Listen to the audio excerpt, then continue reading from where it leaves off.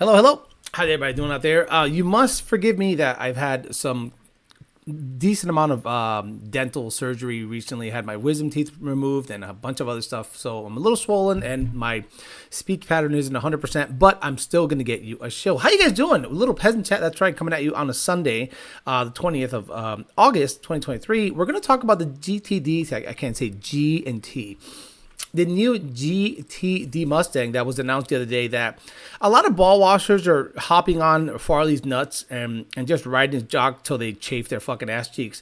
And I'm blown away that the people out there are rah-rahing this car. When we talked about it on Wednesday, we thought that it was going to be something like mid-engine that would justify the price tag, right? I thought it was going to be something like the Ford GT, something that looked the part, something that had an engine. When they say mid-engine, I don't think engine in the front. Like nobody on the planet thinks engine in the front. Everybody thinks in the back. But they say front mid-engine, meaning the engine is pushed back more towards the center of the car to have a 50-50 weight distribution. All of a sudden, people are road racers. All of a sudden, people are out there giving a crap about road race cars, and I am blown away that the people are rah-rahing this car when it is a body in white car delivered to Multimatic. Multimatic goes ahead and does what they do, and they make what, 300 of them? Maybe, I don't know how much they're gonna make. And you're 2 years away from this car even being seen on the road, 2025. Like, what is the timeline that Ford says that they're gonna stop making ICE cars? Like, it's not that far away. And I wonder what's going to happen if it gets that close to the timeline. Like, is this it? Is this the final send-off? Is this, like, imagine if there is something better than this that is going to come out. Because if it is a road-going GT3 style car, so is that it? Because it has 800 horsepower. It's supposedly going to be sub 3,500 pounds. Like, and there's going to be about 300 of them in influencers and millionaires' garages. So I'm blown away that people are rah-rahing this car. People like Stang Mode saying, I'm going to get one. You're going to get one? You're going to mortgage you, your kids, and your grandkids' future for this thing? When you don't even know if this is going to be the last send-off hurrah of a car? I'm blown away by the fact that people are actually looking at this as something that you might see on the road. The only time you'll see this on the road is going to be at a Cars and Coffee, just like a Ford GT. Now, my biggest gripe with the vehicle is this: you're never going to see it. Like, I've seen like 2 Ford GTs in my life, and I live in one of the most expensive, high, well-to-do areas on the planet, Palm Beach County, and I've seen 2. Unless you go out of your way and go to certain shows, you're not going to see a Ford GT on the road, and I've seen 2 on the road. So that means I'm going to see less than that when it comes to this Mustang GTD. So I thought it was interesting, people's reaction to it. We'll talk about your reaction. We'll talk about comparable vehicles that run a similar number or can run a similar number, and the prices of those vehicles. But before we do that, let's have Mr. Bill O'Reilly say hello to the people. Okay. We'll do it live. Okay. We'll do it live. Fuck it. Do it live. I'll write it and we'll do it live. That's right. Fucking thing sucks. That's right. Mr. Bill O'Reilly is always right. We got the sponsors here, 2 Auto Solution. That's right, 2 Auto Solution. Rami Zaidan, 2 Auto Solution. We did a little Roush cold air intake 18 for him on Friday. Doing good. Race Motive, racemotive.com. Check them out. Race Motive on Instagram and all over the place. Just type in Race Motive. They have like a roll racing situation in Pocono and MIR. Partfarm.com. Part Farm got me a center console for the GZ500. I haven't been able to do shit because I've been just trying to get better because my teeth were jacked up. DNA High Performance, DNAHighPerformance.com. DNA High Performance, the best place to get parts. Anything. You name it, just get it there. Online parts house for the channel, DNA High Performance. Kong Performance, Kong bought himself a white ZR1. So he's going to do some R&D for the poors, or the, let's just say, the under 1,000 horsepower ZR1 guys. Ultimate Header, ultimateheader.com, Ultimate Header on Instagram. PMAS, Nick James and PMAS. He owes Chris Romero $350 voucher. And Calimer Transmission, calimertransmission.com. Now, Calimer Transmission sent me something the other day, or Ben Calimer sent me something the other day that I thought was pretty funny. We'll talk about it. And it actually kind of mimics what I'm talking about, what I'm going to talk about on the show. When it comes to comparing prices and vehicles, to this Mustang. Like, if you're going to spend $300,000, are you really going to spend it on something called the Mustang? Are you really that much of a fanboy that you're going to spend not something Shelby, not something Le Mans style, Ford GT or anything, a Mustang? Interesting. Beta 50, Andy Black Betty, Rican 50, Terrence Griffin, Big Gun, Giovanni Sanchez were the first to say hello.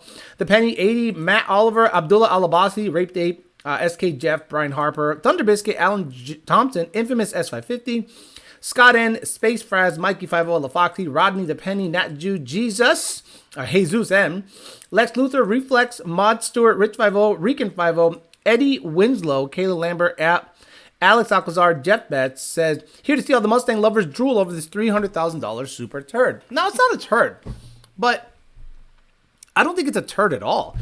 800 horsepower, sub 3,500 pounds, transaxle, carbon disc, wide body that. It's just, it's the millionaires and influencers car. It's not the I make over $100,000 a year comfortably.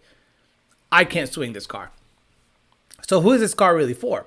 Cole Daniel, Allen, Not a Coyote, Brian Harper, John Bailey, Raymond, Johnny Go, Dunn, Garf, Ken McAllister, Jesus again, Mini Bike, Savar Montner, Claudia Nueva, SK Jeff, Josh Roy, Terminator, Brian Harper, Cobra Engineering, Peter Chow, 03, Sonic Blue, John 97, Matt Oliver, F-150 Challenge says, if it's under 7 minutes on the Nürburgring, it's pretty impressive. What do you think an ACR Viper runs in the Nürburgring? Phil Fez, Stu, Dominic, Raymond, Philip, Jared Wells. Good morning, everyone. Cleaned the car to go to car show this morning with the girlfriend. That better not be that same girlfriend you were talking about the other day that you were giving money to and that dumb shit. If you're with that girl, we're gonna have problems. No, we're not gonna have problems. Just don't ever ask for advice again if you're still with that chick. Ignacio, Paul Sachs, Martin Robles, Raymond Sostita, Mike Roman Tijerina, JR10 Ruby, Jimmy, Crew Dog, SK Productions, Mustang Lorenzo, Rich 50, Mustang G, Floor, well, I don't know what the hell that says, Adventure Seeker, and the Penny. How quick do you guys think a Viper, a Gen 5 Viper ACR is around the ring? 7.01. He already said it's not the same girl. Good. I don't pay attention. So 701 is what a Viper ACR is supposed to run in the Nürburgring. I guess a lot of people put some money together, got a car over there, got a hot shoe driver over there, and he ended up running a 701. So an ACR Viper that you can buy tonight, unmodded, as it came from ACR, Dodge, whatever you want to call it, is 7.01. You don't think with a couple of mods that thing could be sub 6 second? So now, forget the fact that it's a low-run vehicle. I get the allure of having a Mustang that's a low-run vehicle. It's $300,000. That is what they're suggesting. Wait until the final number comes out. Wait until it's actually built, actually on the road, and how much money they're going to ask for this car after the fact. You don't think that money's going to go up in 2 years, up over $100,000? You don't think this car is going to be $100,000 more expensive than they're projecting? The Porsche GT3 RS is in the 640s to compare. So let's do some comparisons. Cars that are about $300,000 and can run a similar number. Okay, number one, maybe it doesn't run a similar number, but it's a 23 Lamborghini Huracan starting at $212,000. Hey, it's your fault, Ford or Multimatic, whoever you want to call. You priced this car up here. So I'm going to compare it to cars up here. A 2023 Lamborghini Huracan V10. In the comparison cars are the Ferrari F8 Tributo, 296 GTB, 812 Superfast, McLaren, like Billy badass stuff. 631 horsepower from an NAV10. It goes 0 to 60 like in 2.9. I mean, it's a dumb, fast car. So again, this is what Mustang did. Ford went ahead and put their car up here. So we're going to compare it to cars up here. 2024 Ferrari F8, $330,000. 710 horsepower, 3.9 liter V8. You can look up the specs all you want, but I'm just showing you the cars that this car shoved itself into or is attempting to shove itself into. People are going to say, no, Alex, it's a homologation special. It's a homologation special. They can race in certain classes. Cool. The price point says it's up here. 2022 McLaren 765 LT Spider. You're going to buy You're going to buy a Mustang over this. Alex, it's lower production, so yeah, it's going to be worth more money. Okay, so you're buying it as an investment. You're basically buying it to flip it, right? That's what you're doing. Okay, you're not buying it for the performance, because if you're buying it for the performance, you're probably not buying a Mustang at that price point. Now, this car, I don't care about, but the price point was interesting that they actually compared this to the Mustang. The 720S McLaren, $310,000. The Porsche 911 GT3. Doesn't say the price. I should have looked at the price. I thought I had the right one. The GT3, and then they're going to try to shove this down your throat by saying that the GTD can be up there in terms of notoriety. No, it's just a Mustang. I love you. I love you. Look, I used to love Mustangs, or at least the Mustang culture, but I think Jim Farley is taking the company down this weird route because he's a weird road racer guy. Like, nobody cares about road racing. There's a reason there aren't shows about competitive road racing that are popular, similar to like a Street Outlaws or that kind of racing is not bringing people to the stands. Like, you look at a road racing show, or if you go to watch road racing, people are out there just bored to death. I'm sorry. It's just boring as shit. It's great fun to do, but absolutely boring to watch. So all of a sudden people are out there saying, well, Farley's a road racer, so he's just, look, I understand what he's trying to do, but you couldn't have gone somewhere in the middle. Badass motor, not so crazy on the suspension, something in the middle, like the one that is a race car only, but supercharge that and put that on the road. Like the one that the Dark Horse S, I think it's called, or R, I don't know, the R, the one that you can actually, that's not street legal. Why not supercharge that and make that street legal? No, they went all out and went, fuck it, let's just make a street legal version of this for Multimatic. Multimatic makes the money. They get a body in white car. You give them the 5.2, bada bing, bada boom. Everyone's happy, except most Mustang owners. Like, this is a millionaires and influencers car. So, whatever you think about it, let me know. We thought it was going to be a Ford GT style car. Then I would understand the price point. If it was going to be rear engine, all-wheel drive, hybrid, like exactly what you made that car to be, but hybrid and all-wheel drive, I would have thought that would have been the sickest freaking thing on the planet.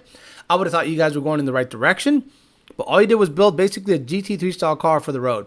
And I went, okay, so none of this technology is going to bleed down to the street car because it's built by Multimatic. Now it's using a GT500 motor. I thought it was going to be something cool. Everyone's like 5.5 EcoBoost. I'm like, what the hell does that even mean? It's using a GT500 motor, probably a little less compression and more boost because 800 horsepower, 40 more than what they put on the GT500. So that means compression probably went down a point or half a point, but then they upped the boost by let's say 12 or 13 PSI to achieve the 800 horsepower, which means about 710 or 720 rear wheel. I'm sorry. I'm just... For $300,000 and for the amount of use that car's not going to get on the road course and the IAT issues you're going to have IAT issues. If it's the same intercoolable brick, if it's the same 5.2 that's in the GT500, you're going to get 1 or 2 laps out of it. And all of a sudden, the thing is going to end up falling on its face. Bet me, how many GT500s road race and can get 5 laps out of it before IAT start to pull some kind of power? Not many. It's stock GT500s, unless you're racing in really cold weather, you're going to have IAT issues because of the 2650. It's just how it is. Also, I wanted to mention late model performance. Late model performance the other day put out a video of them tweaking on a Escalade V. Man, what a nice ride. What a really nice ride this thing is. So if you go to their channel, check them out. They actually got their hands on a Cadillac Escalade V because now Global B is able to tune them. They got it on a all-wheel drive dyno. They were able to get, they ported the 2650. They were able to get 567 rear wheel horsepower or something like that. They had trouble getting it off of traction control, but it was really cool to see that they're actually tuning on these things and they actually sound really good. Oh, geez, I'm sorry. Let me turn the volume way, way, way down. Jesus, that is way too loud. Let's turn it back. Do you not have stable track? Yeah, it should be all off now. Okay.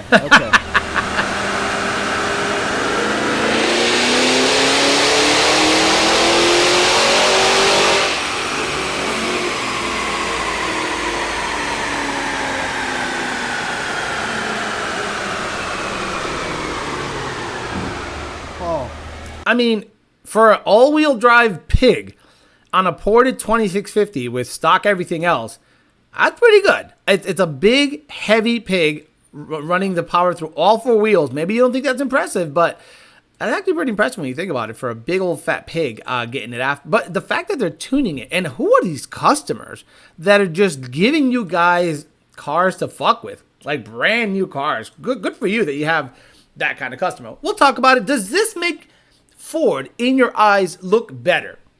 Do you look at Ford and go, yeah, you went after it? Or do you say Multimatic built you a car after you gave them a body in white and a GT500 motor? We're not that impressed. And it's $300,000 and it's for millionaires and influencers. What do you think? Someone said GT is basically Hot Wheels treasure hunt.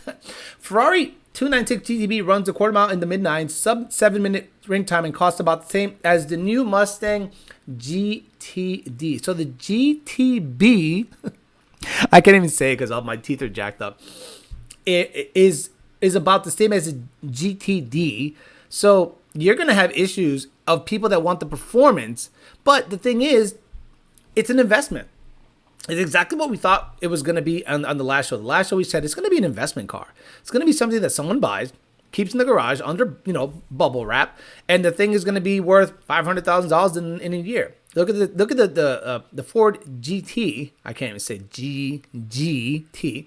The Ford GT ended up being worth millions, like low 1 million, high 900s if it's in insanely great condition, and if it's like a Heritage Edition or some other bullshit edition, it's supposedly going to be Billy Badass and built, in terms of the amount of them that you can get, and it's just an investment. So yeah, every millionaire that has the money is going to buy it, not because it's the Mustang, not because it's badass, not because it runs a certain number. It's because it's a surefire winner.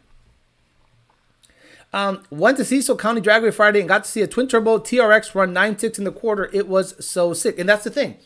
That every man, cars that are attainable are desirable.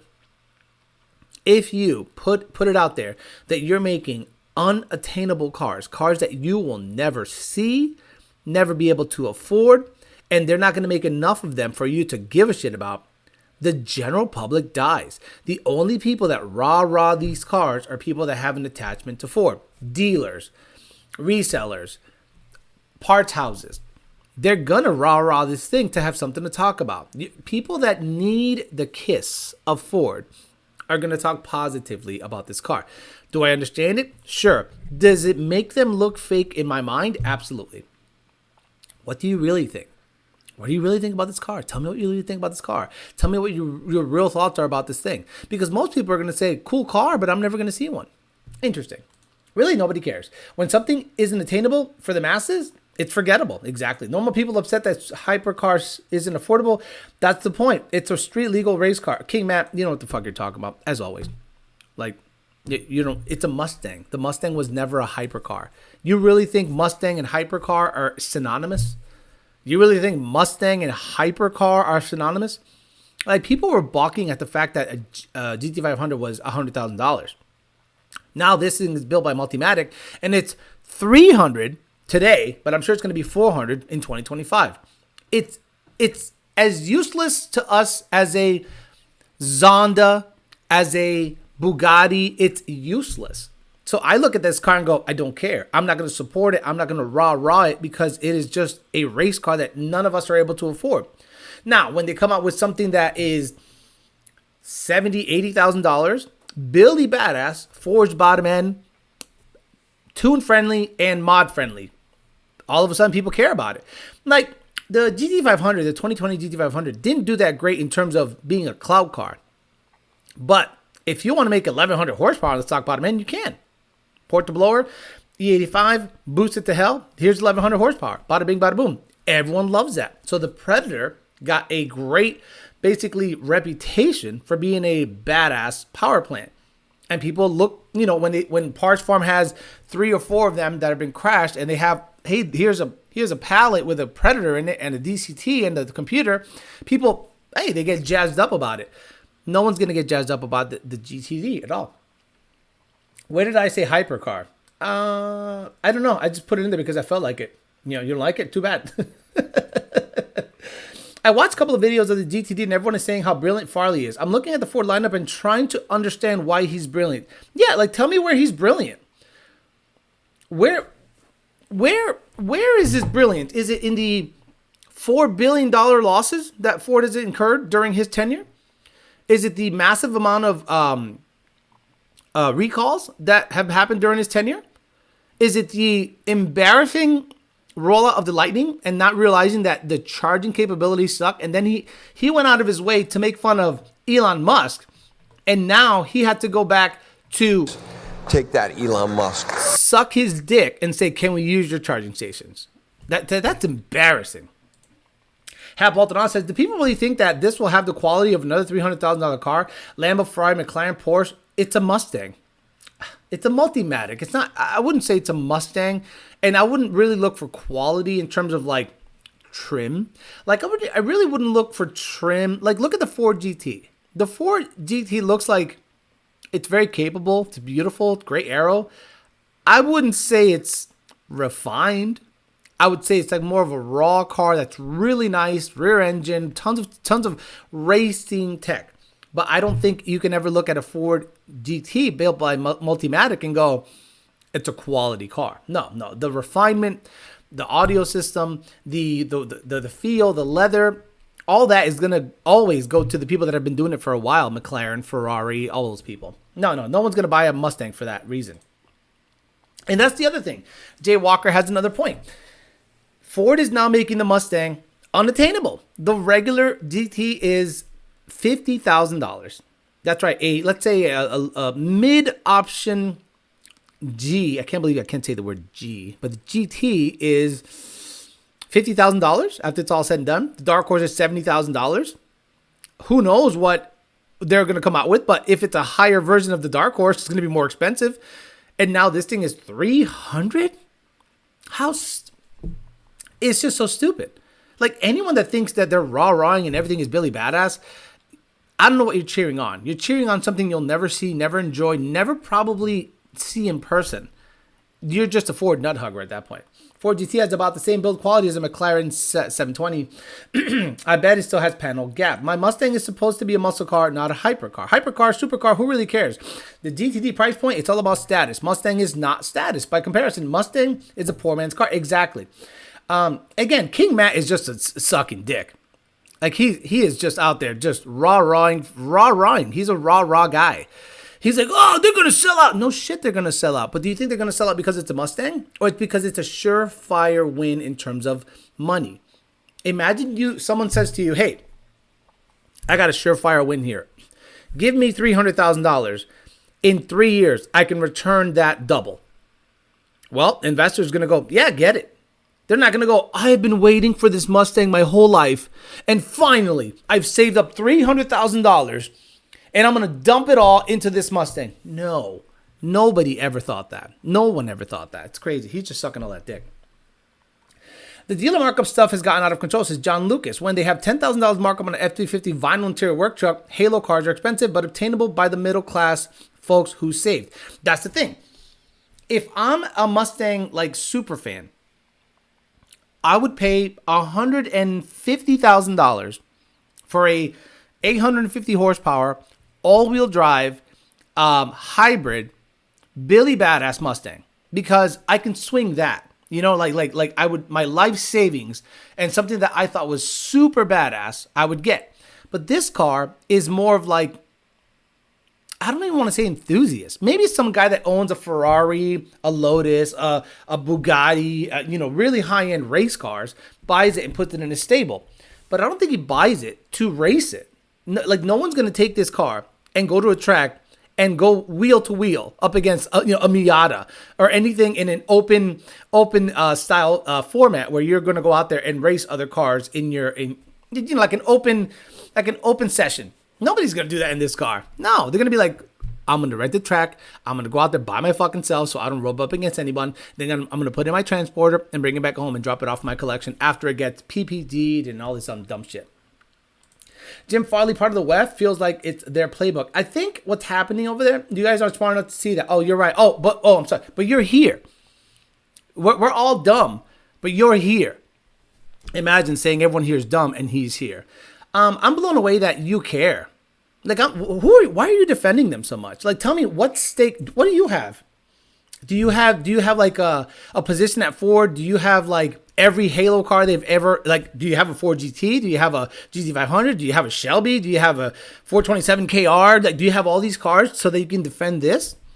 No, you probably have a fucking SN95 piece of junk.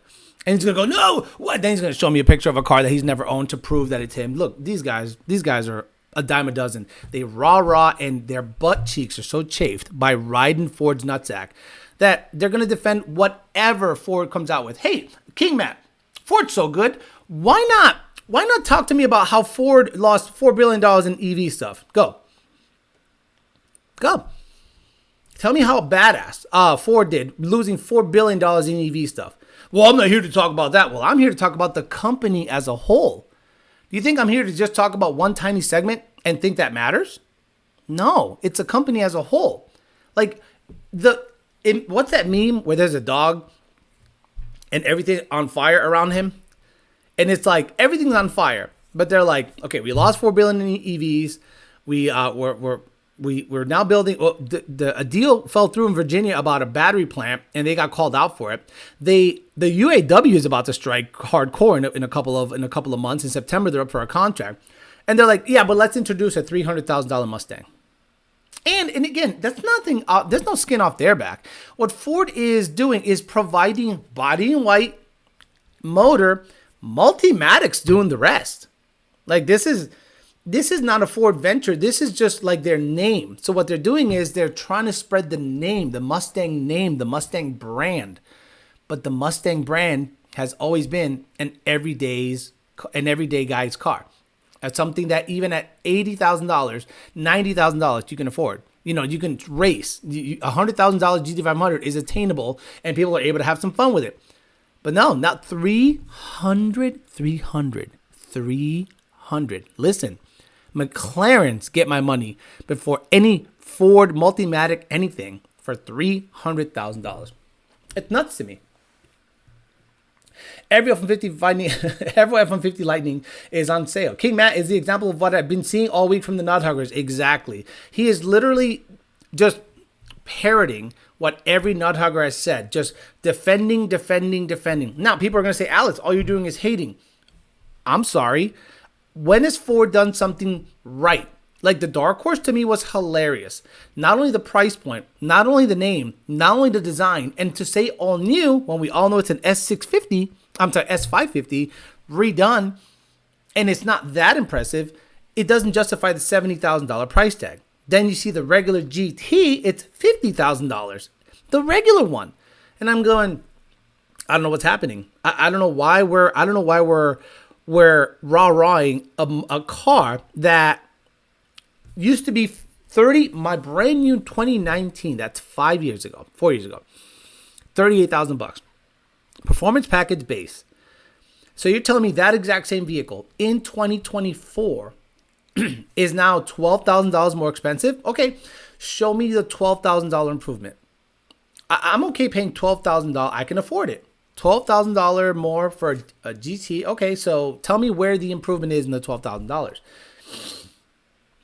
Okay, then what the fuck are you talking about, Matt?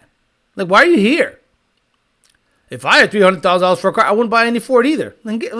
See, that's what I mean. He's just talking out of both sides of his ass. That's all he's doing. He's just talking out of both sides of his ass. Alex can say one thing I've said to defend Ford. No. This guy. Okay, so because he's retarded, he's going to go. There you go. Get the fuck out of here. I mean, look, some people come here and add to the show. Some people are retarded. King Matt, you're the retarded side of the show.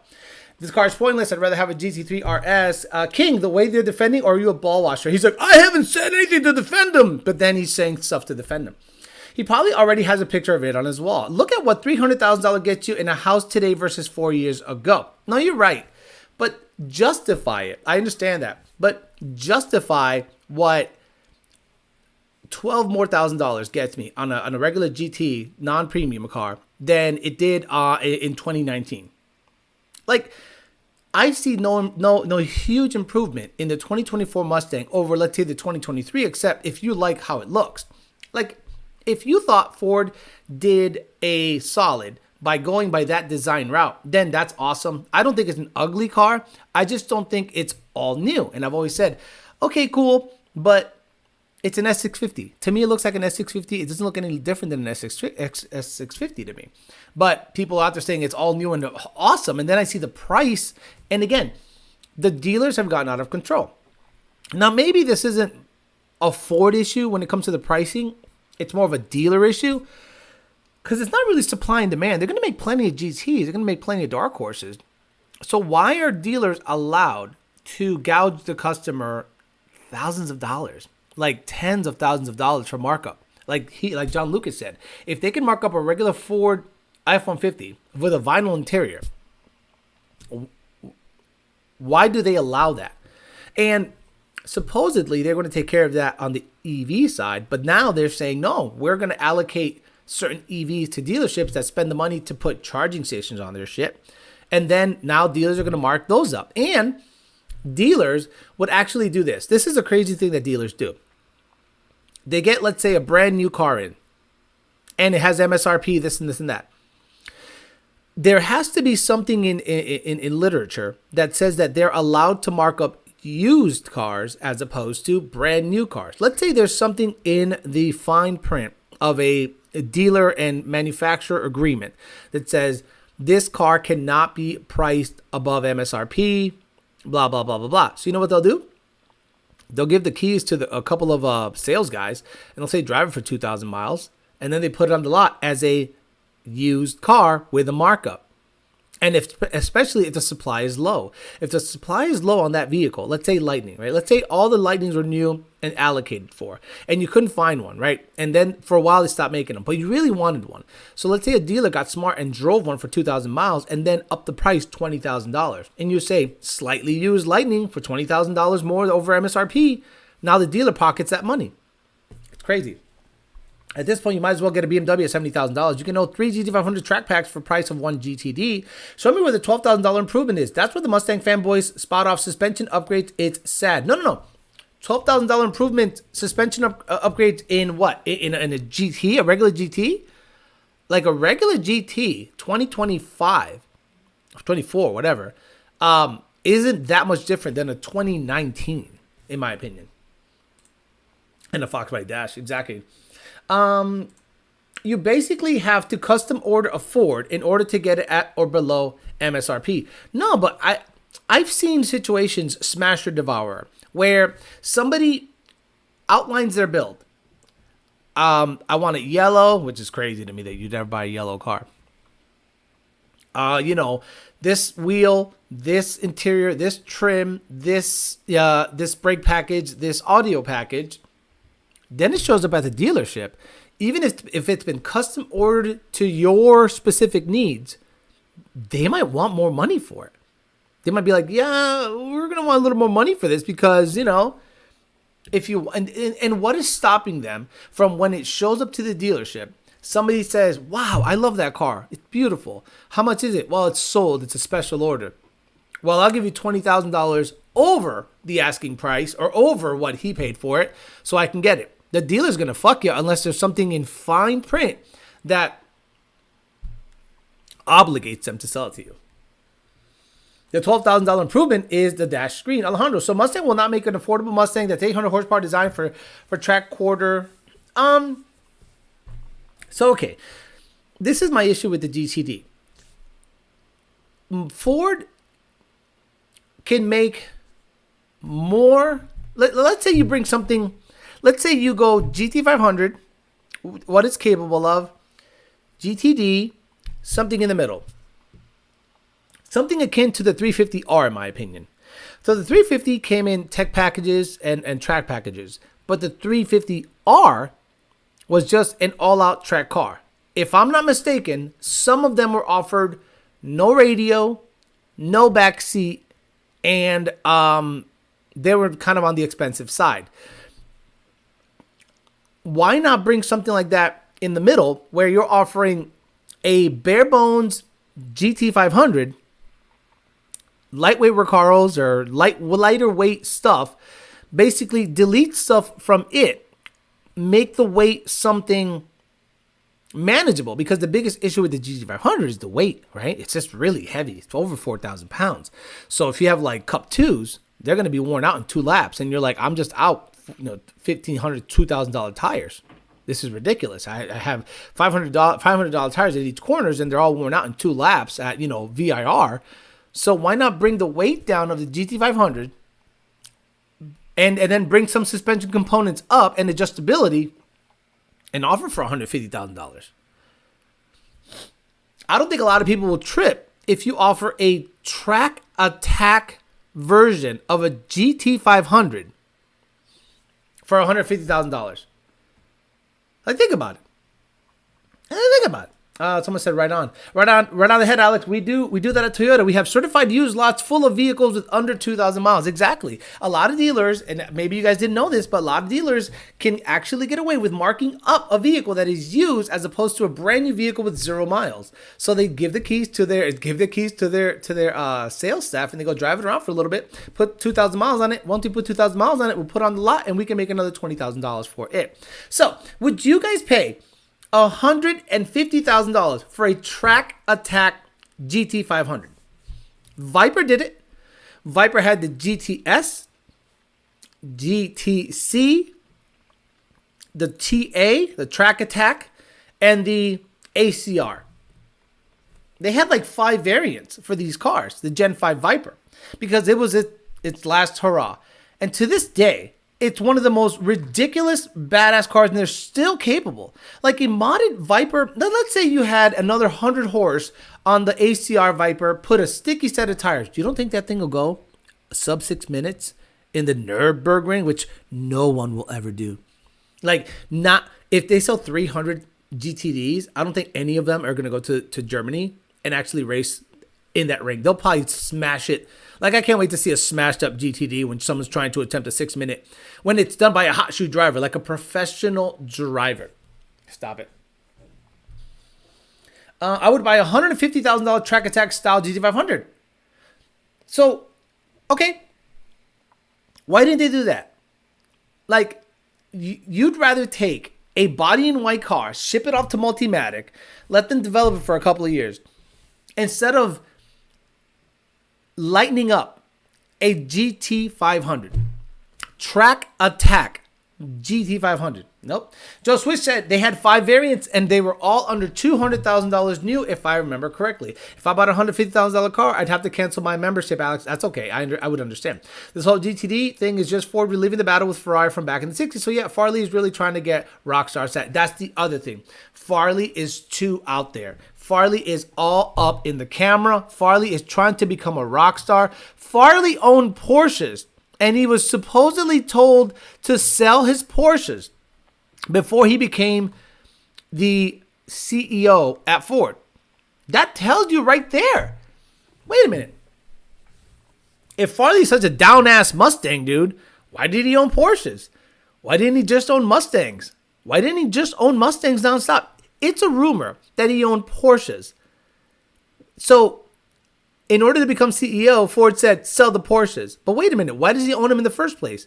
And he is way too out there. He wants to be famous so fucking bad.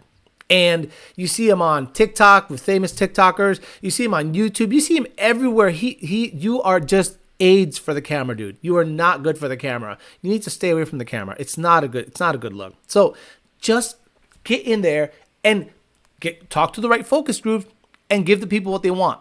Can you imagine somebody in a focus group said, oh, I really want a $300,000 Mustang that goes sub 6 seconds in the Nürburgring? Said nobody. But he's all up in the camera wanting to get the fame. Any artists out there want to be an artist and want to stay a star, bro, and don't want to have to worry about the executive producer trying to be all in the videos, all on the record. That's him. All in the video, all up on the record. Farley has great ideas, just has no idea how to get the people to execute them. What ideas does he have that are great? Show me what great ideas that he has that are great. Like, tell me something he put out there that is an insanely great idea. Go. I'd rather have a Plaid than a GT500. I don't know about that. I'd rather have a GT350R. Yeah, me too. GT350Rs Especially there's some wide body versions. Oh, bro. Like they took them to Shelby, which I'm not a big fan of. But the GT350R wide body is pretty damn slick. And I think Fat House has worked on a couple of them. But they, shit. Like, I get it. You know, you might say I'm stuck in a certain era, but it's funny. If you think I'm stuck in a certain era, it'd be the Fox body era. But a wide body 350 R, come on, stop. A wide body 350R. 850 horse on 93 octane, 4.8 seconds, 60 to 130. Not bad. 1147 on E85. Bro, I mean, this gets my vote 100% of the time. Wide body GT350R. And why couldn't Ford do something similar? I get it. Look, the influencers were out there rah-rahing the thing, and all the road racers that think they're fucking Schleckenbergs. I love the Schleckenbergs out there that think that they're like Billy Badass road racers that are rah-rahing this thing. Meanwhile, they're road racing a Fox body. Meanwhile, they're road racing an SN95. They're road racing an S197. Stop. You're never going to get this thing. And if, like, it's like the Ford GT to me. I go, cool car. Awesome. Great concept. What the fuck? It's useless to me. Useless to me. My 350 went 6.0, 60 to 130. Whipple on pump, dynoed 700. Dia was about 300. Slow, good. That's about right. That's about right because my Corvette ran 6.1 at 700 real horsepower, and it's a lot lighter than your 350. So that's about right. Farley's famous. He's Baltron. We did try to make it a Mustang for $300,000. Okay, why did they try to make a Mustang $300,000? They should have made another Ford GT with a Predator motor and asked $500,000. Right. At that point, we're dealing with millionaire money. So when I showed you what I thought was what it was going to look like. Oh, there you go. John Lucas says, so John Lucas works for Fat House. Says, our wide body is currently for sale too. It's a badass car. But it's what? 180, 190 or 200? How much is it? 200,000? Is it like a $200,000 bill? Because the 350R is hard to come across. The wide body version, that means they took it to Shelby, right?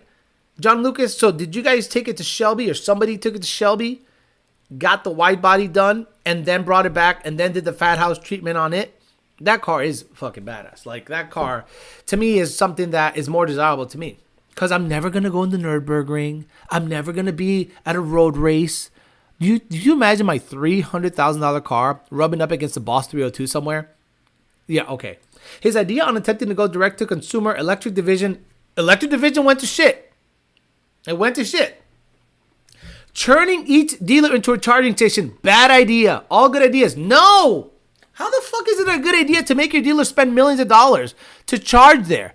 And they're not charging. And then Jay Walker, he turned around and said, no, fuck it. We'll just let the Tesla stations do it. So imagine you're a dealer and you spent millions of dollars on a charging station to get allocations for electric cars. And then Jim Farley says, by the way, we're going to give the charger, we're going to have access to Tesla chargers. Oh, that's a great idea, Jim Farley. And the electric car division, tell me what's so great about that. Tell me about the rollout. You think an idea is just something that he puts out there and he doesn't have a hand in actually how it gets carried out? Dude, stop. Those ideas are terrible. Those ideas, dealers are complaining about those ideas. Come on, stop it. Those are terrible examples. That was a prototype development for the car for the wide body. Okay, gotcha. This dude ever finished an all-wheel drive S550 build wide body? I'm only buying it if it comes in a factory Haram, right? Or Hiram. I think the Demon 170 will appeal to more people and be remembered more. Good one. So, in the United States, because we live in the United States, what is going to be more coveted? That's a great question. And I love demonology, and he stirs the pot. We drag race here. I know road racers are going to go, oh, yeah, we know you actually learn how to drive. Road racers make me laugh because they make fun of drag racers, but stick a road racer in a drag car, stick shift, he wouldn't be, even with a bunch of seat time, you wouldn't even come close to what something a seasoned stick car driver can do. No freaking way. It's just two different disciplines. It's like saying tennis and baseball. It's just not the same thing. I would never say, I think you can make a drag racer, a road racer easier than you can make a road racer a drag racer. People are going to say, no, no, no. I'm talking about a stick shift. I'm not talking about an automatic turbo 400 guy that just sits there because a monkey can do it. A monkey could literally release a button and do his thing. But I'm talking stick shift stuff. So road racers make fun of the fact that, well, Alex, if Ford cared about straight lines and drag racing, they would build a drag car. But they build a Mach 1, they build a 350, and they build a Boss 302. Right. And what do you Americans do with those things? Tell me, what do Americans do with those things? They road race? No. They go to shift sector, they drag race, or they roll race. They don't road race. So Ford can build them for whatever they want. But the actual application that the customer is using them for is for straight line stuff. I don't care what they're designed to do. I care what they're applied to. So, the Demon 170, over 1,000 horsepower, E85, 8-second quarter mile. Or a GTD that can go 6 minutes, high 6 minutes or low 7 minutes in the Nürburgring. Which one do you think appeals to Americans more? It's not even close. It's not even close. Well, playing devil's advocate, there are more new road courses being built in the U.S. versus drag strips closing here. We could be seeing trend shift. I understand more road courses are being built, but more drag racing is happening. More drag racing is happening. Street stuff, no one's doing road course street stuff. I like time attack stuff. Like, I don't care for the 15 lap, 20 lap road course shit. I don't care about that. But I do like the time attack stuff. That stuff is appealing as hell to me because it's just you against the track and you got to run the best time. You don't got to rub up your shit up against someone else's piece of junk. And just the wear and tear, it's not worth it to me. It just seems like a money nightmare to me. But I understand what you're saying. But more drag racing happens in the United States than forget tracks. We're talking about street stuff. We're talking about what actually happens on the streets out there than road races. Do you think road races happen more often on the streets than drag races or roll races? Come on, stop it. There's nothing harder on a car than road racing. If the majority of cars hit the track, you would see a lot of blown coyotes for sale. Exactly. Alejandro, I like the Mach 1 Supercharger because it's good for daily track and quarter, but too heavy. I like the Mach 1 Supercharger. What's he talking about? I like the Mach 1 Supercharger because it's, I don't know what to talk about. Onlywhere says C701 aren't flown over to the Nürburgring and thrashed, even though the time it set was right behind the Viper ACR. They're parked the cars and coffee with a speck of sheet on the windshield. Exactly. The only Viper ACRs I see, believe it or not, are at Texas 2K, Shift Sector, or badass roll racing events. So you're never going to see like a C701. Same thing. I don't see C701s on the street. They're mostly at Cars and Coffee or at the track. And I don't think a C701 is a good example for like a Billy Badass handling car. I think, yes, that's what it's built for, but the application is roll stuff. Rami Zadan is built 3 or 4 down there in Puerto Rico at 2 Auto Solutions, running 8 seconds in the quarter mile. And that seems to be the reason, that seems to be the most use those cars are getting, quarter mile stuff. But what's going to happen, let's say now that Chevy knows that the GTD is the Ford Multimatic standard bearer for performance, what do you think the CA01 is going to do? Like Ford seeing Chevy probably looks at what Ford announced today and said, okay, that's our competition. That's what the C801 needs to be. So if the C801 is a twin turbo hybrid all-wheel drive and under $250,000, do you think Chevy is going to be able to make a C8 ZR1 for under $250,000, run a 6-second Nürburgring time, and be lighter and overall better performing than a GTD? Because even if it's a homologation special, it's the highest tier Ford whatever that they can offer.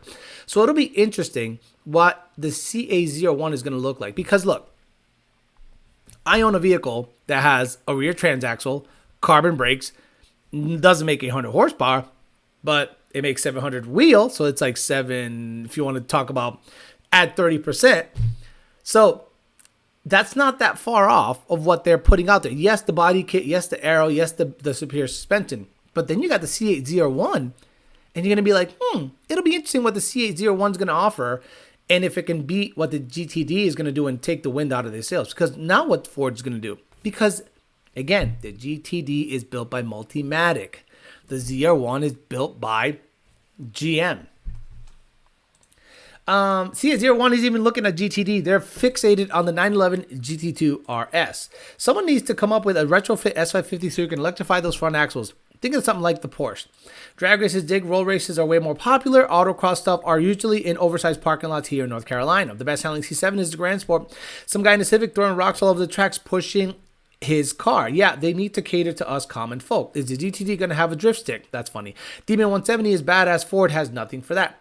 Sean King says, I currently work for the state that I live in. The state just recently bought all the department head standard Mustang EVs. What the fuck? What a waste of money. Ford is doing whatever they can to sell those. Ford built the Cobra Jet Mustang serial number for drag racing. And that's the last we heard of Ford caring for drag racing. Mustangs after the Cobra Jet are geared towards road racing. They never really built the Cobra Jet. Wasn't it always what's the company? You guys know the company that builds Cobra Jets. Didn't they kind of like give that to them and let them do it? Again, body in white, make it work. See you later. Don't mention C01 to a Ford dud hugger right now. All of them will make bullshit excuses why it won't matter and it's faster. Right. A GTD is as relevant to Mustang owners as a ZR1. Actually, a ZR1 has more relevance to Corvette owners than a GTD has to Mustang. Like, there is no carryover. Okay, C6 ZR1, you can see the lineage, right? C7 ZR1, you can see the lineage. C7 ZR1, Z06, Grand Sport, blah, blah, blah. C8 ZR1, you can see the lineage. The regular Stingray, the E-Ray, the Z06, and then they're part of a family. The GTD has way less to do with a regular Mustang that's offered to the general public than a ZR1 has to do with Corvette. So it's so relevant. And Mustang guys, what excuses will Mustang guys make when you start talking C8 ZR1 and let's say it's under $250,000? There you go, Watson Racing. Thank you. So Watson Racing builds the Cobra Jet. So I don't know if Ford builds the Cobra Jets. I think they provide the body in white and the motor. And then Watson Racing does the rest. Daniel Green says the C801 will nuke the GTD. Unfortunately, why unfortunately? Look, in my opinion, the GTD is going to be great, but again, low run production. You're probably going to have more than 300 ZR1s on the road, C8 versions. If Chevy's getting rid of the Camaro, then they can put all those funds and logistics into the Corvette program. The E-Ray will walk the GTD. I don't think so. Look, if you have really big tires out back and the car weighs under 3,500 pounds, I think the GTD, if you were going to drag race it, probably a low 10-second car or high 9-second car. 800 horsepower, which is about 740 wheel. The Fairmont, we're talking weight. Again, we're not talking. Well, I'm not comparing the Fairmont to a GTD, Jesus Christ. But we're talking weight versus power. So the Fairmont went 9.6 at 740 horsepower to the rear wheel at 3,500 pounds. So it's just math. So if the GTD weighs under 3,500 pounds and makes 800 at the flywheel, it should go 9s in the quarter mile. Henry will be proud. ZR1 will never have full carbon body and will be mass manufactured. I like that Mach 1 can be supercharged and a daily, can do good track and compare on the quarter, but weight is still heavy. Farley said he wants to make a Mercedes and Ferrari sweat. Mercedes and Ferrari sweat. You know, you got to love Farley. Again, he aims for the stars. And the problem is, he usually has to backtrack on that. The moment he sat there with the Ford Lightning and said, "Take that, Elon Musk," he never thought he had to partner up with Tesla to get the charging situation right. There's no way on God's green earth that when he was standing there saying, "Take that, Elon Musk," that he would in a year have to say, "Hey, can we use chargers because the Electrify America grid sucks." So if he's out there saying, "I want to make Mercedes and Porsche sweat," I'm like, bro, please stop. Please stop. The Corvette lineup mirrors the 911 lineup. Stingray versus Carrera, E-Ray versus Turbo S, Z06 versus GT3, Z07 package versus 3RS, and Z01 versus 2RS. I guess so. I thought Team D designed the CJ suspension. No, Watson. Dude, the GTD has relevance of a box of rocks in the general Mustang guide. They'll say, well, Ford didn't actually make the GTD. Well, they didn't. It didn't, but it basically did. It's just partnering with who they have under their umbrella, like Watson, like Multimatic. I understand that. Look, I would never, but it's not made by the UAW. Speaking of that, so I was sent an article about a UAW up and coming contract negotiation that looks to be pretty bad. Let me see. Let me look it up. There was I think someone sent it to me on YouTube where a guy talked about the UAW strike and how it's gonna affect things. Let me look it up. Pissed off UAW president calls for strike vote, tears into company's class warfare against worker. Hey, Jordan with status quo.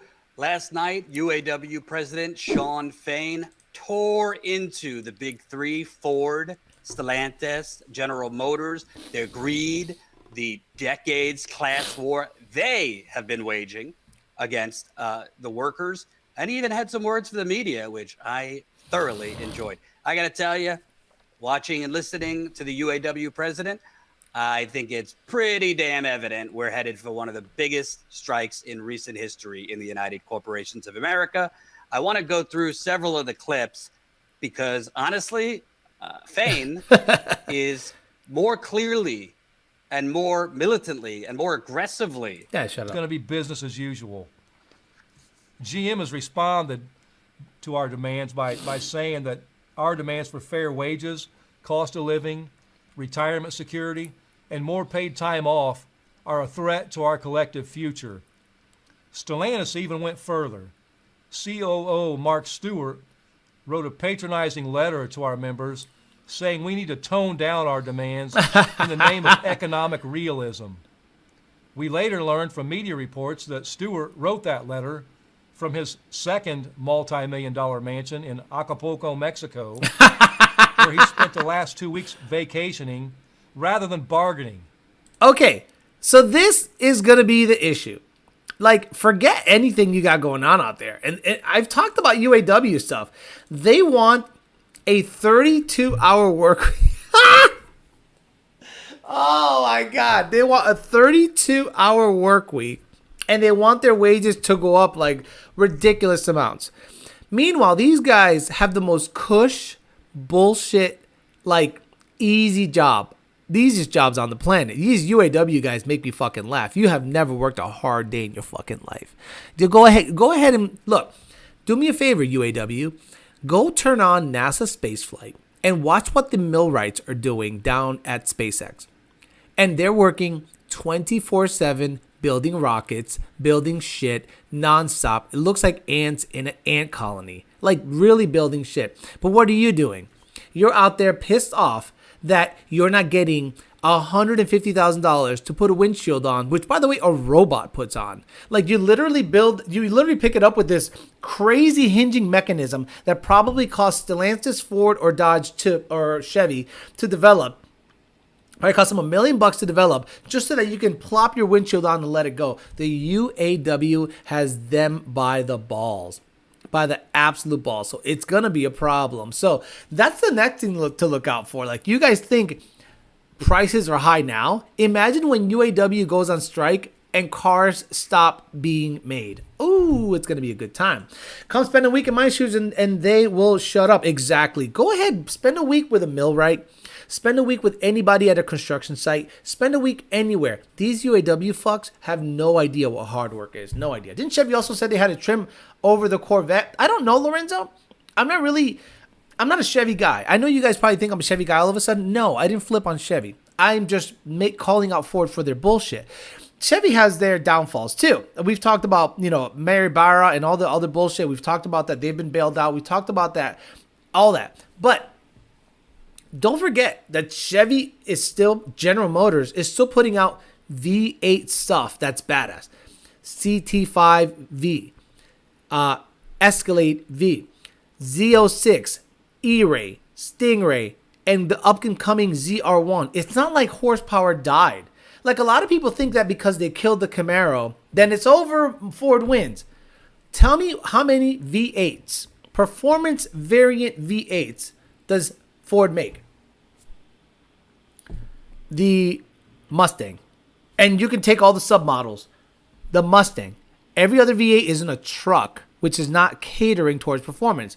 Where Chevy has the V, the GM stuff, the V stuff. So the Escalade, the CT5V, and the Corvette. They have 3 models they have V8s in. The Ford performance lineup for V8s is 1, just the Mustang.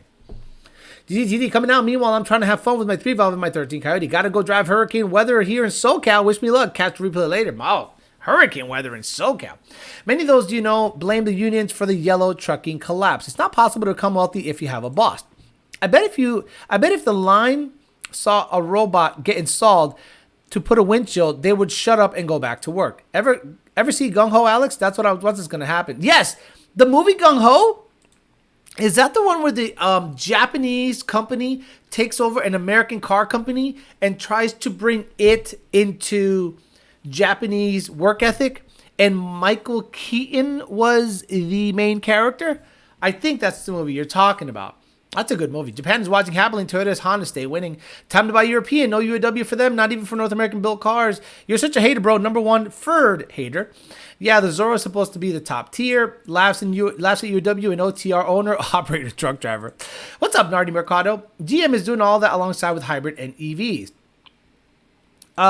Yeah, Ford wins exactly. Like they have one V8 performance model, the Mustang.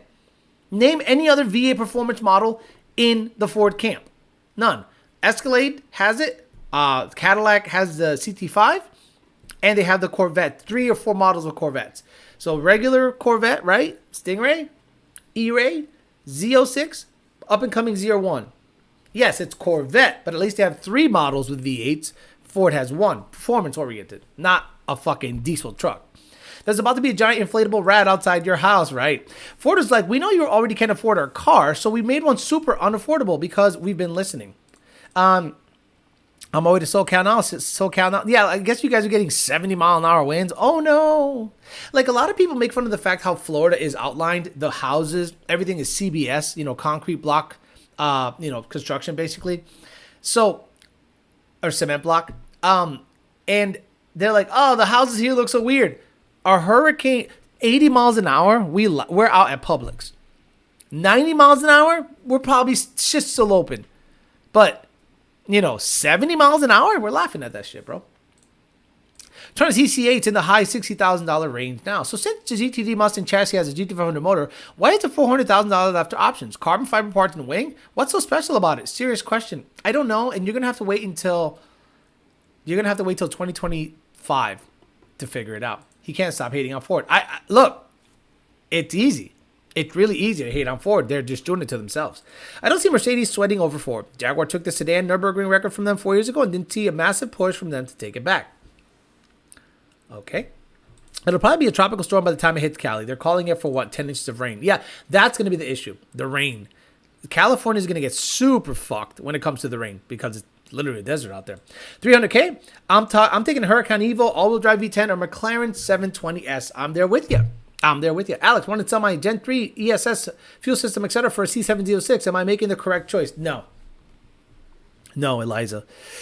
I don't think the C706 is that badass unless you're willing to really mod the shit out of the C706. I think a Gen 3 Mustang has, without going into the motor, more of an upside than the C706 with the stock blower. Now, if you're planning to go 2650, fuel system, meth, and this and this and that, the C7 will be good, but I still think you can make over 1,000. I still think you can make 900 horsepower easier on a Coyote than a C7 Z06. And if you go to Alec Bledsoe's channel, Late Model Performance, they did that on a C7 Z06. They put, I think, a built motor and a 2650, and it was like in the 900s, if I'm not mistaken. And I was like, nah, I'd rather keep the Mustang. Anyone see the union president throw their proposal in the trash can? Prices are going up. If you thought prices are high now, wait until the UAW strikes. Wait until the UAW strikes if you think gas prices, car prices are high now. Forget naming more than one V8 Ford performance car. Name one more performance car they make, period, right now. Yeah, you're right, the Mustang. Like, people say I'm hating on Ford. I'm sorry. There used to be for a while there was a Marauder. For a while there was a Lightning. Like, there was a year that they had a performance truck, performance sedan, and a performance coupe. That's gone. It's gone. I finally got my Hiram today, Hiram intake today, and they sent me cut up dirty sandals intake for gaskets. Wow, John Lucas. I think a regular cab short belt two-wheel drive 50 guys think they're part of the performance line. They're not. And they're not, but they make them fast. I get it. People think that they have a Gen 2 or 3 F-150 regular cab. They think it's a performance truck. It's not a performance truck. It's a work truck. It's nothing's performance about it unless Ford offers it. Now, Ford did offer Whipple installed, not tremors or anything like that, but they did offer Whippled F-150s as like an upcharge. But I don't think that's something they make. Rolls up from the factory, a UAW worker, and here it is. That's just Mustang. That's all it is. Dude says Ford hater, but he has a GT500. No way, exactly. Like I have a GT500 and he thinks I'm a Ford hater, and I have a Mustang, a Fox body, almost 500 crank horsepower Fox body. I've had S550s. I've had it all. I'm not a Ford hater. I'm a Ford realist. Look, if Ford starts fucking up, I'm gonna tell you about it. And I'm gonna tell you my thoughts about it until they start to right the ship. Again, they have time to right the ship, and the way to start righting the ship is ditch Farley. Farley has been a cancer to Ford ever since he's been in there. It's been awful. C7 is too heavy. Go for a C5 or a C6. Oh my God, he said C5. The rain is going to cause a lot of flooding. My question is, Daniel Green says, why are we worried about times in another country and not worried about setting times here? I have never bought a vehicle because it ran a certain time in the Nürburgring. When was the last time you went to the dealership and said, whoa, fuck, look at this thing. It runs 780 in the Nürburgring. Oh, it goes 0 to 60 in this. It goes quarter mile in this. 60 to 0 in this. Top speed. Like, what sold everyone on the GT500? The 200 mile an hour top speed. 200 mile an hour top speed. That's what sold everybody on the GT500. Whoa, look at this thing. What about it? Goes 200 miles an hour. Really? That was the big number. Nobody said run 730 in the Nürburgring. Nobody cares. Like, nobody cares about the Nürburgring time in the United States. We care about top speed, quarter mile, 0 to 60. And road racers hate that because road racers love the Nürburgring bullshit. But I'm sorry, you're the insane minority. You're just the minority in this. I'm sorry. I know the dude that works at Tasca and installs those Whipple kits. That's because SVT is no longer involved in the vehicle development. Last time Ford made a sport truck with the 14 Tremor, and it was a damn EcoBoost. Have one in my garage. I wish it were Coyote. Apparently, the EPA is not currently targeting emissions defeat. High priority. Can we push them back, Alex? Or do you think they're lying about it as a trap? Yes. So supposedly, let's wrap up with that. The SEMA and the EPA put out like a press release saying that defeat devices are not high priority anymore. So what they're saying is that they have met their goal in enforcing people from tampering, and now they're not going to enforce it anymore as highly. So that means we're back to the old ways? Is that what it means? So, okay, if the EPA is rumored to have said and put out that they are not going to enforce defeat devices because, number one, it's not a proper application of the law, and number two, they're seeing that they're targeting small businesses and taking away business, causing injury to the business. So what about the people? What about the people that have gone to jail? What about the people that have gotten put out of business? What about the people that had to mortgage their houses, mortgage their lives in order to hire a lawyer to defend themselves against the EPA? Can they sue you? Can they turn around and sue you now because you have caused injury to their business?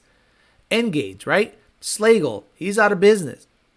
Right? They probably forced him to plead guilty. You either plead guilty or you're going to go to jail for 10 years.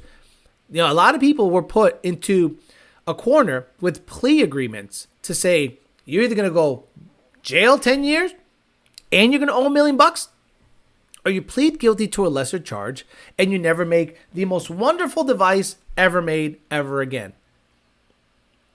Well, people like that, in my opinion, unfortunately, if they pled guilty, they probably don't have any recourse and they're probably going to be stuck. But they were put out of business by the government, and now the government puts out a press release. Hey, can anyone link me to that? Let me Google it and say EPA defeat devices update. Tampering defeat devices. Is there like a new? What is the newest? 2020, 2023. Can anyone link me to that? And don't send it to me on fucking Instagram. Link it on the chat. What is it? The EPA cracks down on the sellers. No, it's just old shit. I just have old articles. I don't have anything updated. But I saw something that was updated. B Sinister Diesel just got hit with a $1 million fine. Exactly. Lawsuit time. They need to let you order a base model GT with a dark horsepower for $40K under, like a drag pack. Yeah, drag pack. You know, well, how come Ford never sold a drag pack Mustang? Like you don't think a drag pack Mustang would sell? Like a super lightweight Mustang with the highest horsepower possible to engage, make it a comeback? I don't think so. Sounds like a trap to me. It probably sounds like a trap to me. Nürburgring is the official measuring stick of track times for supercars, period. Cool. How many of them care about it in the United States? 0. I'll take a Ford Explorer 5.0. Do you believe you will be ever tuned to long tubes and cats again? Savar Martner, there is no needing to tune long tubes. There's no tune for a long tube. Tell me what I have to do in the tune when you install long tubes. Tell me what I have to do in the tune. Turn off a cat code? That's not tuning. That's turning off codes. Hatch, email it. Yes, I'm surprised the EasyLink device is still available. Badass device, but the diesel community is going to ruin it. Someone probably blackmailed an EPA agent smoking a whole pack of cigarettes while exactly writing a citation. Yeah, email it to me because I want to read that article and then we can end the show, speculating on that because that'll be interesting if the EPA kind of like reversed its enforcement. It should piss a lot of people off. Here we go. He got it. Well, he emailed it. Look at that. Okay, let's go look. Okay, let's here we go. He sent it to me. Nice guy, thank you. Okay, let's read. Let's read together. Oh shit. Breaking news. Aftermarket defeat devices removed from EPA's top enforcement priorities list. What? The U.S. Environmental Protection Agency released its final National Enforcement Compliance Initiative for the 2024 through 2027. For 2024 to 2027, outlining the agency's top enforcement priorities for the coming years. The EPA did not include stopping aftermarket defeat devices for vehicles and engines on the NECI list. Really? The agency returned the enforcement of aftermarket posts to a standard core priority as it had been for many years until 2020. Okay, so they can still enforce it. It's just not top priority. The EPA decision to remove the enforcement against the aftermarket products from the NECI returning to standard priority is a recognition of an industry's commitment to emissions compliance and the progress we've made. Okay, so this is basically saying this. SEMA and PRI are calling this a win because they have now come into compliance and now the EPA does not see it as a emergency enforceable thing. They see it as we're going to keep our eye on it. But the fact that we put a couple of people out of business, a couple of people on notice, this manufacturer, that manufacturer, and this software developer developed tools and put out bulletins telling people these are the guidelines, these are the guardrails, this is the lane you should drive in. Then the EPA said, okay, we've done our job. We have now forced the industry to be middle of the road. That does not mean you're now going to start getting codes removed from your, if you put long tubes and you got 420, 430 codes, you're going to have 420, 430 codes forever. You're not going to all of a sudden see emissions codes go away. Because if these are the current guidelines the EPA likes, that's what the EPA is going to enforce. So as long as things stay the way they stay, according to what I read and according to my reading comprehension, it doesn't become a top priority. It's a core priority, meaning we're still going to enforce motherfuckers. We're still going to jail you if you start rolling coal and selling devices that roll coal and tamper with emissions. So don't get too excited. It's a whole bunch of nothing. Yeah, all I understood was we took a lot of people out of business. We did what we wanted. Exactly. Meaning they've got the money out of it. They got the right people out of it. They got SEMA to make people comply and PRI to make people comply and educate. And they're satisfied that they've done so. So they're trying to call this a win. Obviously, I don't think it's a win, but whatever. You know, like at this point, just let me have a job. Leave me the fuck alone. If this is how we're going to tune going forward, cool. If the current standard in 20th of August 2023, if this is the current standard we have to operate in with tuning, we're okay. We're okay. We'll have a job for a long time. Jimmy Jam says it right. Just because it's not a top priority doesn't mean people aren't going to get fined to hell for it. Right. If you were caught doing bullshit, you're going to go to jail. You go right to jail. The immediate reaction of "So we can break the law again" in the chat shows me no one learned anything from what happened over the last several years. Exactly. Wasn't O2 transport delay something you had to do with long tubes? No. Jesus Christ. No. No. Transport delay. So because the sensor goes from here to here, we have to add transport delay? No. Didn't have to do shit. You have to. What people would do in Gen 1 is shut off codes. That's what they would do. That's all they would do. Because you can you literally put on headers on a bone stock Coyote Gen 1, and it'll make more power than it did with cats and manifolds, and the transport delay didn't shut off codes. The transport delay didn't all of a sudden make it say, oh, no 420, 430 codes. Nope, it always threw codes. So it was a code thing always. EPA is like, we got enough. Okay, dude, drop my card Evolution Friday. Looking forward to being with Lund now. Thank you very much. What size pulley can you run on ESS G2 with LU47s? What generation car? If it's a Gen 3, you can get away with like a 120, but I wouldn't go any lower than that. Again, it's a G2, so... John Lucas says not just the past 3. Okay, right, like it's a trap. SEMA PRI platinum knee pads. It's funny. SEMA PRI got platinum knee pads. They had to. The EPA can literally kill an industry like that. But they made the case that in order to enforce the laws like they were enforcing them, they would actually put a lot of businesses out of business, meaning billions and billions of dollars this just thing generates. Think about it. It's not just tuning. It's hard parts. It's superchargers. It's long tubes. It's injectors. Guys, injectors. Like, no aftermarket injector is EPA certified. None. I don't care how good it burns. I don't care how great data it has. No aftermarket injector has any kind of EPA cert. Sorry. That's what I mean about the emissions code. Thanks for the clarification. Yes, I know the long tube is just off the front. O2 sensor and the cats make adjustments off of the rear. Oh, no, I know transfer delay had nothing to do with the code. Just thought it was something that was adjusted. Get your clarification settled that. Yes, exactly. There's nothing to do. The transport delay, theoretically, the O2s are up here, right? And now they're moved down here. Like, if the computer was seeing some kind of reading, and what's the last sensor before it sees the O2 sensor? The MAF sensor. So if there was like a transport delay, or it was between the front and rear O2, it would still throw inefficiency codes. It was still 420, 430. It would still throw cat missing codes. The transport delay wasn't doing a huge thing. If anything, it was, I guess, adjusting for the positioning of the O2, but not necessarily doing anything for the codes. Dan Agreed says it's what government does best. Push you back into the pushback and then draw a new line, hoping the people forget about the ground they lost. Right. That's the thing. This is the new normal. The new normal is what's happening now. So if you have a brand new car, you're going to put long tubes in it. You're going to remove the cats or put high flow cats in it. You have to live with the fact that you'll have 420, 430 codes forever. If you go single O2, oh, baby. If you go single O2, you have a whole bunch of problems because now you're deleting an O2. You, the customer, are deleting an O2.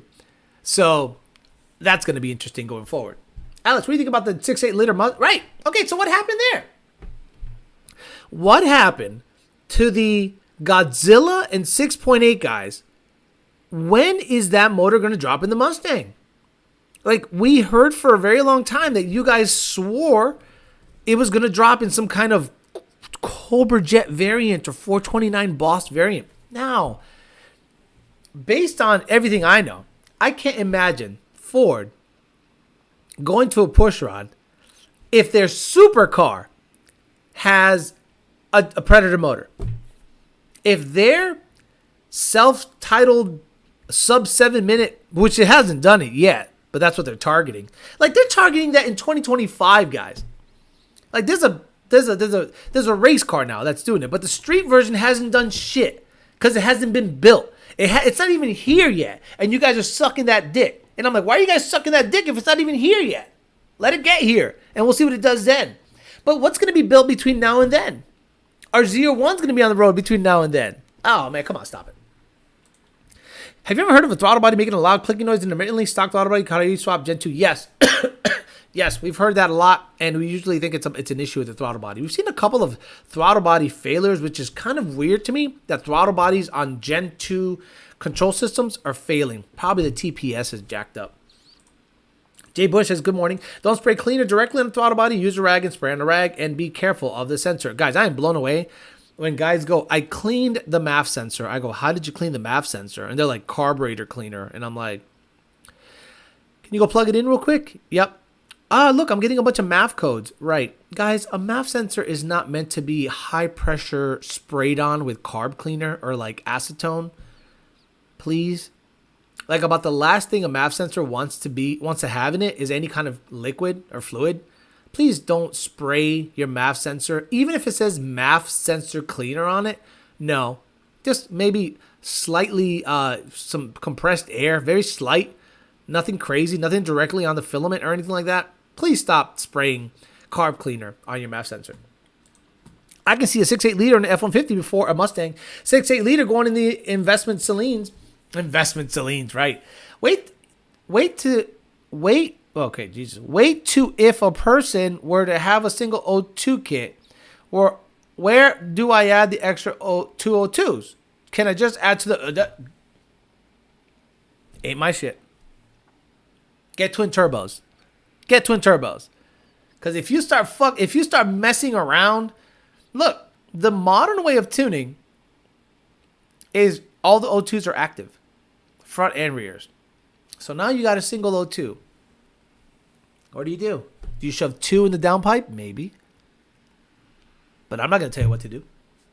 They're trying not to look terrible when they are railroading Poppy Trump. Recommendation on what to do for Whipple throttle body code popping up, throwing car into limp mode. Again, if it's a P2119 or P2112 Whipple throttle body, take the throttle body out, remove the gasket, put some Permatex, a light film of Permatex with your finger to seal it, put the throttle body on, and barely torque it down at a right pattern, because usually if you have a gasket and you crank it down, the gasket squishiness can distort the throttle body if you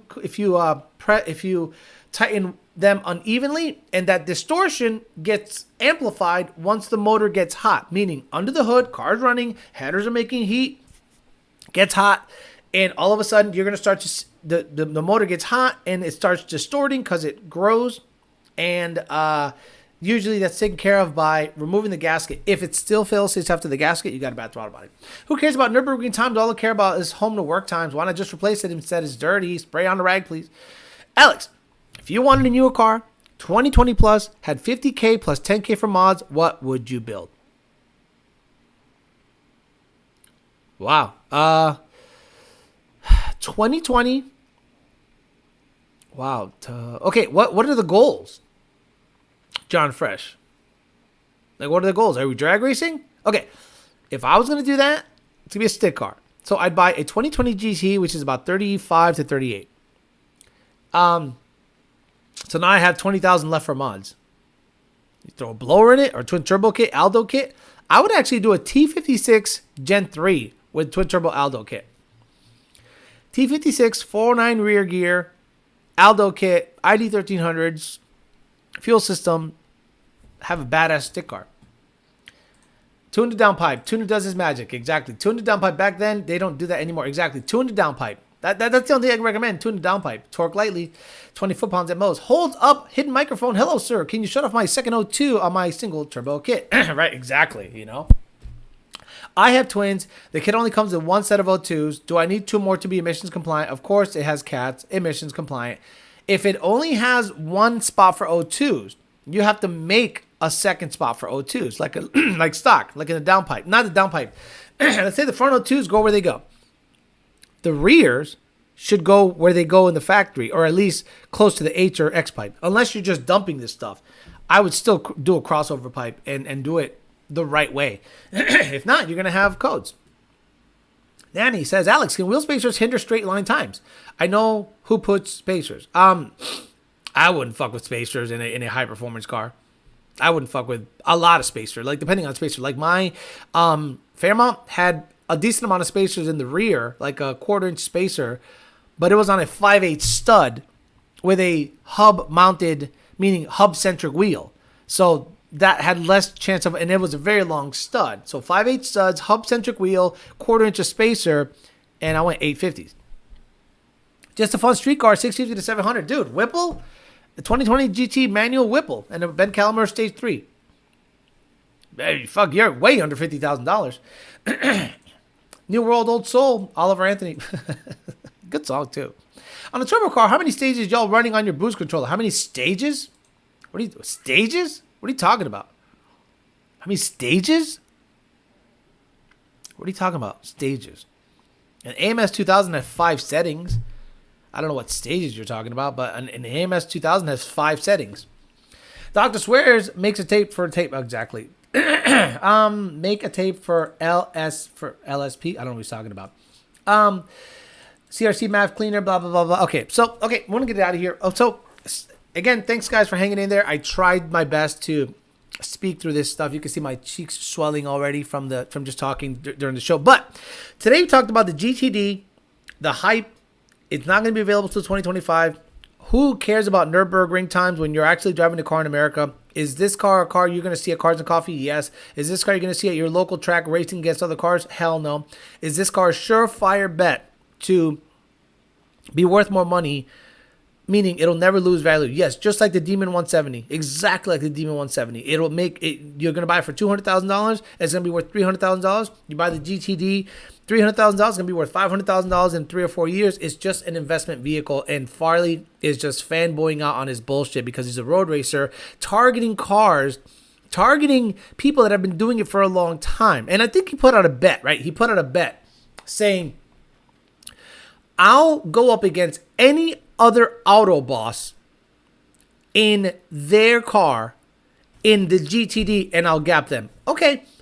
Make the same bet in a drag race with Dodge. In like the Demon 170. Would you be as confident that your 10R80 equipped Mustang can hang with the Demon 170? Because if you're putting down the gauntlet like that on low run, multi-matic built race cars for the street, well, why don't you do the same thing on the drag race side of things? No, he's nice and quiet. He wouldn't do that. He is not that stupid. All right, guys, I'm going to get out of here so I can actually heal. That's enough talking for the day. Hopefully this will heal up and I can talk again on Tuesday. We'll be talking some shit on Tuesday. Get back to it. Hopefully I'll be a little less swollen and be able to pronounce the G, the T, and the D a little better coming forward. All right, guys, I'm out of here. So I'm going to be doing a lot of clips. So because I can't do a lot of lives and shows, I can't really raise my blood pressure too much because it'll just kill the sutures that I have in my mouth. I can't go out there and work on the cars. I can't go to the gym or nothing. I'll sit here and I'll try to clip some of the shows. You guys have seen a couple of clips already that came up. I'll probably do 10-minute clips, 5-minute clips, just to get you some content so you don't have to sit through an hour and a half of a show. A lot of you guys complain that you say, oh, talk about the Gen 3 Mustang Boosted. And I'm like, I've done it for an hour and a half. So some of you guys don't like waiting through an hour and a half show to find the spot you need. So I'll do my best to whittle it down and try to get you as many clips as possible until I can get back up and running and make more videos. The GT500 has been driving the GT500 fine. Still got to get the throttle body stuff figured out, which tells me I might have to switch throttle bodies. The Kenny Belt 168 with a manual car. That Kenny Belt 168 with a manual car is just not liking it. So I might have to switch some things up. So I'll think of some stuff. I'm going to try to tune it most of the day, see if I can get it running right. And if I can't, I'll just switch to auto bodies because I'm not going to try to make that thing drive up. All right, guys, I'm out of here. Enjoy the rest of your Sunday. See you guys on Tuesday for talking shit at 8 o'clock. See you guys later. Bye.